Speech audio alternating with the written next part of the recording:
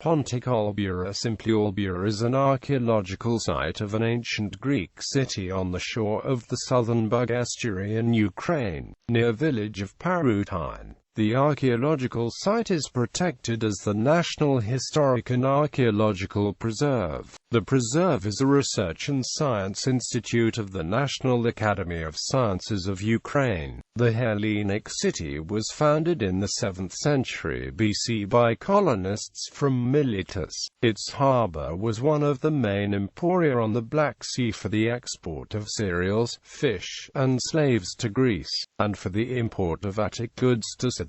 Layout. The site of the Greek colony covers the area of 50 hectares and its fortifications form an isosceles triangle about a mile long and half a mile wide. The region was also the site of several villages which may have been settled by Greeks. As for the town itself, the lower town was occupied chiefly by the dockyards and the houses of artisans. The upper town was a main residential quarter, composed of square blocks and centered on the agora. The town was ringed by a defensive stone wall with towers. The upper town was also the site of the first settlement on the site in the Archaic period. There is evidence that the town itself was laid out over a grid plan from the 6th century, one of the first after the town of Smyrna. By the later period of settlement, the city also included an acropolis and, from the 6th century BCE, a religious sanctuary. In the early 5th century, a temple to Apollo Delphinios was also built on the site. History.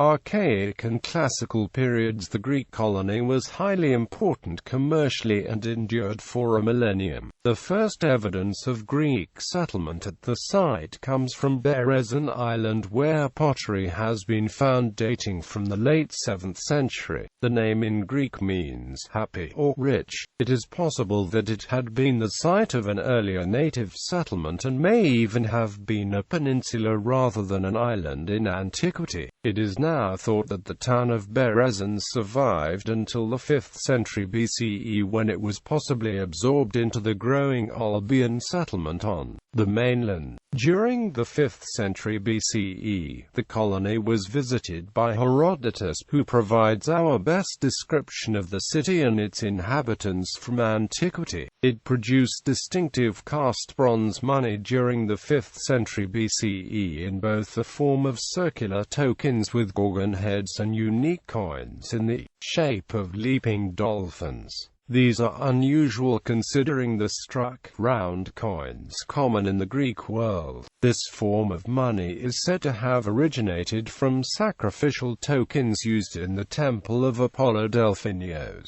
Martin Litchfield West speculates that early Greek religion, especially the Orphic mysteries, was heavily influenced by Central Asian shamanistic practices. A significant amount of Orphic graffiti unearthed in Olbia seems to testify that the colony was one major point of contact. Hellenistic and Roman periods. After the town adopted a democratic constitution, its relations with Miletus were regulated by a treaty, which allowed both states to coordinate their operations against Alexander the Great's general Zopyrine in the 4th century BCE. By the end of the 3rd century, the town declined economically and accepted the overlordship of King Scaurus of Cydia. It flourished under Mithridates Eupator but was sacked by the Getae under Burbista, a catastrophe which brought Olbia's economic prominence to an abrupt end. Having lost 2/3 of its settled area, Olbia was restored by the Romans, albeit on a small scale and probably with a largely barbarian population. Dio of Prusa visited the town and described it in his Borysthenic discourse.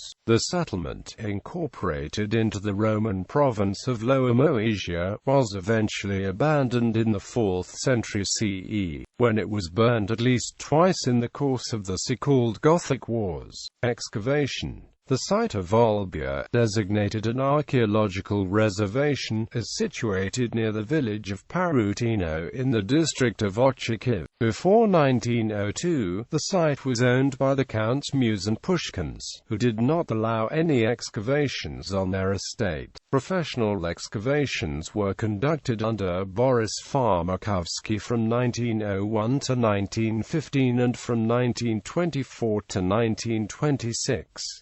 As the site was never reoccupied, archaeological finds prove rich. Today archaeologists are under pressure to explore the site, which is being eroded by the Black Sea. Many of the more notable finds from the period are visible in the Hermitage Museum in St. Petersburg, Russia. Notable finds from the town include an archaic Greek house in a good state of preservation from the area of the later Acropolis and a private letter, dating to around 500 BCE, complaining about an attempt to claim a slave.